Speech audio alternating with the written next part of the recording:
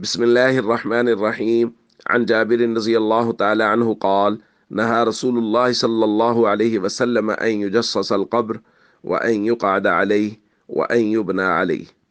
रवाहु मुस्लिम। हज़रत जाबिर रज़ी अल्लाह तआला अन्हु से रिवायत है, फरमाते हैं रसूलुल्लाह सल्लल्लाहु अलैहि वसल्लम ने इस बात से मना फरमाया है कि कब्र पर चूना लगाया जाए, उस पर बैठा जाए और उस पर इमारत बनाई जाए।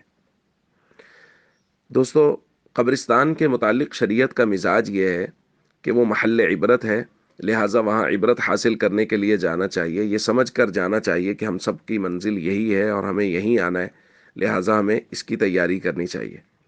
न कि कब्रिस्तान को मेले ठेले की जगह बनाया जाए, जैसा कि बदकिस्मती से हमारे मुआशरे में हो रहा है कि कब्रिस्तानों को मेले ठेले की जगह बना लिया गया।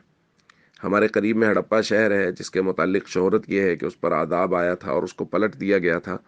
यहाँ ईदैन के और दीगर मौक़े पे लोग अपने बच्चों को लेके जाते हैं और गोया उसको पिकनिक पॉइंट बना लिया है।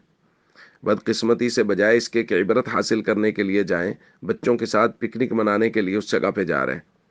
और मुहर्रम उल हराम में जो मेले ठेले हमारे कब्रिस्तानों में लगते हैं और जिस तरह की खुराफात होती हैं, वो आप और मैं बहुत बेहतर जानते हैं। और अगर आज की रिवायत को गौर से देखा जाए और समझा जाए तो हमें यह मालूम होता है कि कब्रिस्तान में किसी भी तरह का इजाफी खर्चा करना, ख़ास तौर पे कब्रों पे किसी भी तरह का इजाफी खर्चा करना, वो शरीयत के मिजाज के सख्त खिलाफ है।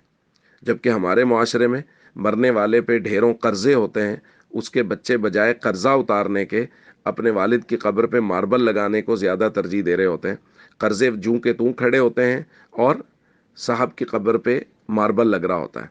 हमने देखा लाखों रुपए लोगों ने लगा दिए कब्र के ऊपर तामीर करने पे, जिसको नबी करीम सल्लल्लाहु अलैहि वसल्लम ने मना किया है कि कब्र पर तामीर नहीं करनी चाहिए।